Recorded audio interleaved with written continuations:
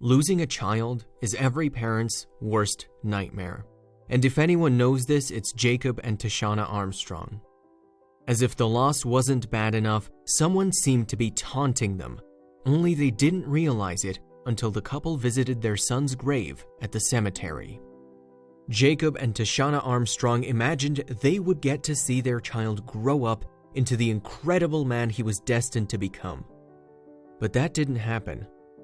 During the birthing process, little McCade Armstrong lost his life. But this was just the beginning of his parents' heartbreak.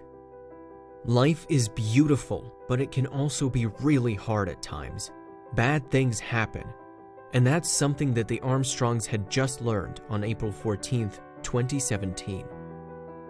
Coping with the loss of their child was unbearable at first, but they still had each other to get through one of the worst things they had to do: bury their son. Although the loss of a baby during birth is rare, complications can happen without warning. And unfortunately for the Armstrongs, it did happen to them. And although they would never be okay with him being gone, they still wanted to honor his memory and hoped others would do the same. But that wasn't the case. McCade's life was short, but he still was and would always be a very important part of the Armstrongs' lives. He was the most beautiful thing they had ever laid their eyes on, and his spirit would live inside of their hearts. In the meantime, they had a place where they would always visit, and so would his future siblings. But a darkness threatened to disturb his eternal rest. Losing someone is always hard, and losing a child is all the more difficult. The Armstrongs never believed that was an experience they would have to go through, already having two beautiful and healthy children. But they would soon find out that this loss would bring them closer together and closer to their community. The love and generosity of their family and friends kept them from sinking into despair, but they missed their little guy so much. Even in their grief, the loss brought the couple even closer, especially when they paid their son a visit at the Memorial Park Cemetery in Oklahoma. But one day, they realized something was amiss. When the family first decided to visit the cemetery where they laid McCade to rest, Jacob and Tashanna prepared their other children for what would obviously be a very somber experience. But the family didn't expect that this visit would also change the way they thought about their town. McCade would never get to play with toys like a regular child, but his parents frequented the graveyard and left adorable flags, pinwheels, and toys at his grave. They figured their son's spirit would appreciate the items. But he never got to enjoy them for long, and it's not because he wasn't alive.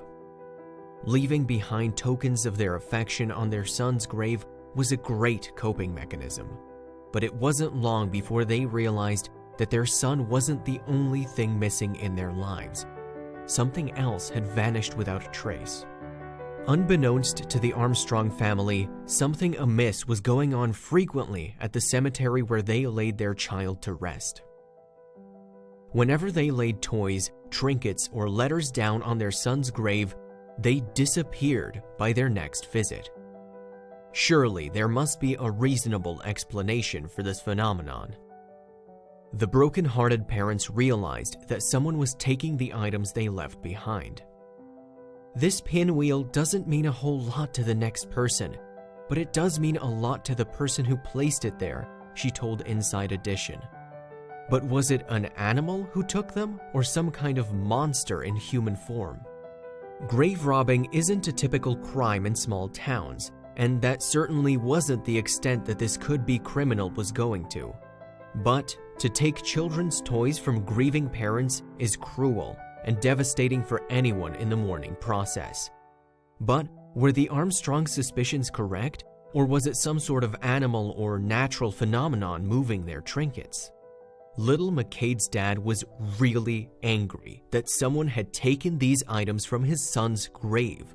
Some random stranger was stealing their baby's toys. He wasn't sure how to catch the bandit at first, but then inspiration struck, and he got to work right away. He decided that the best way to catch the guilty party in the act would be to set up a hidden camera, so that's exactly what he did. The camera was only a few feet away, but that's all he needed to learn the identity of the grave robber. To catch their thief on camera, Jacob Armstrong had to find specially made cameras that could be reliable and undetected by other people in the cemetery. Armstrong didn't want to harm anyone else's mourning experience or alert the thieves that there was something more valuable to take than the child's toys. The camera Armstrong chose would blend in with the trees behind his son's grave and not emit any light or sound while it was recording. Armstrong was willing to go to any lengths possible to ensure that his son could finally rest in peace. Once the camera was placed behind the trees, it was virtually undetectable. And because the camera could be controlled remotely, Armstrong didn't have to worry about being in the graveyard with the thieves to record their nefarious deeds. Thankfully, the camera did its job and proved that it wasn't a curious animal or mysterious natural phenomenon moving their belongings, but a man who seemed to be purposefully taking the items. But would this footage be enough to catch their culprit? Not only did their camera catch a man stealing from their son's grave, the Armstrongs also caught the thief stealing from nearby graves as well, proving that this wasn't a targeted crime. And the strangest part was that the man seemed very nonchalant about what he was doing. Someone had been plucking the grave's precious trinkets, and that someone wasn't done. The responsible party didn't care that they were hurting the grieving parents, but they hadn't counted on the Armstrongs' ingenuity, and that was an oversight they would soon come to regret. The grieving father had managed to capture two shady characters lurking over the grave on the camera he had hidden in the bushes, but the footage wasn't clear enough to see the ones responsible. So he went back to the graveyard and changed the camera's position to get a better look. But would it work the second time around? It took enough of a toll on the Armstrong family to grieve the loss of their son without having to deal with this added stress. At times, it seemed like they just couldn't catch a break and that their luck had run out. But the people around them wanted them to know that wasn't the case. Thankfully, the cemetery where the Armstrongs visited also helped the couple in their search for the thief who was taking their belongings by letting the couple view security camera footage and get in touch with other families who visited the cemetery as well. But even this advantage didn't make their search much easier. After changing the camera's position and setting out more toys for taking, the Armstrongs returned home to keep an eye on the footage that their camera captured. But would the thieves they saw before return to the site of the crime, or was the first video just a fluke? As luck would have it, it did work, but the guilty party wasn't what the Armstrongs were expecting. In the footage, they finally got to see an old man picking up a pinwheel from the grave and then walking away. The couple had to act fast, but they couldn't do it alone. After viewing the video, the couple got to work trying to identify the man who visited their son's grave. They got in touch with a local news team to assist in their search, and the news team led the couple to the local police department. The Armstrongs went to the North Enid Police Department in Oklahoma. There, they handed the footage to Deputy Chief James Logsdon. But would they be able to identify the thief and bring him to justice, or would he evade the law and leave the couple without a resolution? Sadly, it isn't uncommon for people to take belongings that are left out in the open in cemeteries, as the police department and news team knew. But with the video that the Armstrongs had been lucky enough to capture, they already had much more evidence than most victims could gather. Logsdon felt sympathy for the family because his sister had passed away at birth and was buried only a few feet from McCade. It would be hard to find a more defenseless victim than someone buried out here, Logsdon said to Inside Edition. Then he figured out a way to find the man's identity. The news organization that the Armstrongs contacted assured the family that this wasn't the first time this crime had happened, let alone the first time it had happened in their town. Sadly, it almost seemed like a common occurrence. Old evidence showed people stealing flowers, toys, and even balloons from grave sites, and thankfully, these perpetrators were fined and sometimes arrested for their actions. But this was reassuring to the family who feared that their thief would never be brought to justice. Logsdon gave the images of the thief to a local newspaper. In no time, tips helped authorities identify the suspect as 77-year-old Alfred Boyer. Then, cops headed over to his location to finally bring him to justice for what he had done. A police body camera captured Boyer's arrest. He was charged with petty larceny, but the Armstrongs were stunned that someone would do such a cold, heartless thing to a baby's grave. "It's heartbreaking," McCade's mother told Inside Edition. But it wasn't over. "I'm sorry I did that," Inside Edition quoted Boyer saying. "I'm not a bad person." But it turns out that he wasn't the only person responsible for the heinous crime. There was another person in the initial blurry footage who didn't stay hidden for long. A then 58-year-old woman named Jo Faye Witt had also been caught on camera stealing from McCade's graveyard alongside Boyer. So, cops went to her place of work to confirm that she was the culprit they were looking for. But when they arrived, she didn't seem the least bit surprised. Jo Faye Witt was known in town for only her criminal behavior. A few years prior, she had been arrested for prostitution and food stamp fraud. Sadly, she struggled to get back on her feet after her prior run-in with the law, and police knew just where to find her. Logsdon had gone to Brahm's restaurant to identify Witt as the second culprit. He spoke to her outside of the establishment. And, according to an affidavit filed in the case, she claimed she knew why he had paid her a visit. She also gave more insight as to what she had done. According to the affidavit, she and Boyer had been driving around when he decided to go to the cemetery. Then they got out of their vehicle and walked around. She claimed that Boyer commented on an item and then picked it up, but she assumed it was perfectly okay to do so. It seemed obvious to the mourning family that it was a crime to steal other people's belongings, but that was not so evident to the criminals who stole from them. They thought that Witt must have been out of her mind to say something like that, until they heard what she had to say next.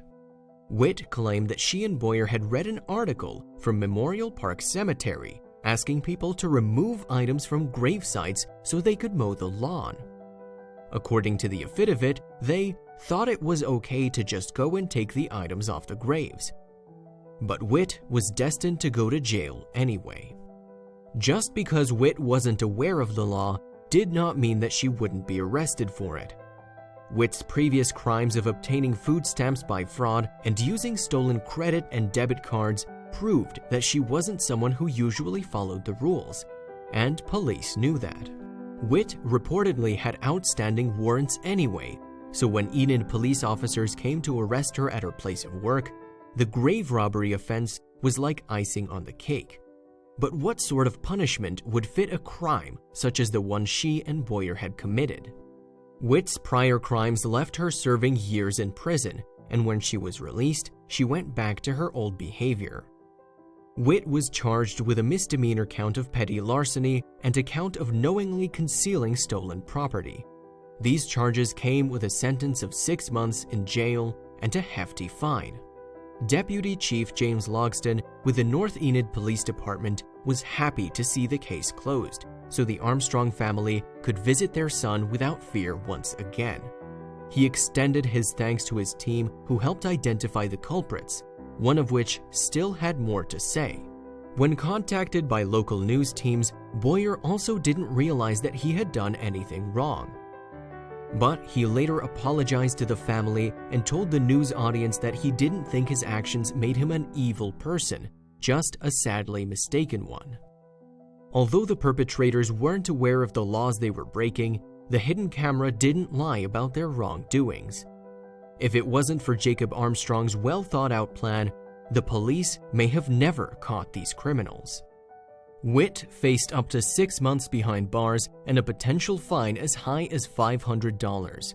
But at least the Armstrongs could finally find comfort in knowing that those responsible would pay for their crime, and their son could finally rest in peace. But did Boyer and Witt learn from their mistakes? Once the culprits were apprehended by the police, the Armstrongs felt at peace. They understood that less fortunate people in their town were desperate, which led them to steal other people's belongings.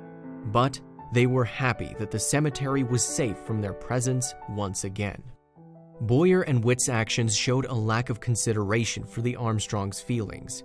And although Boyer didn't feel his actions made him evil, he certainly didn't stop to consider how they might have hurt someone else. But hopefully, he and his cohort will never touch another burial site ever again. This victory for law enforcement and the Armstrong family made everyone involved happy, but their joy was bittersweet.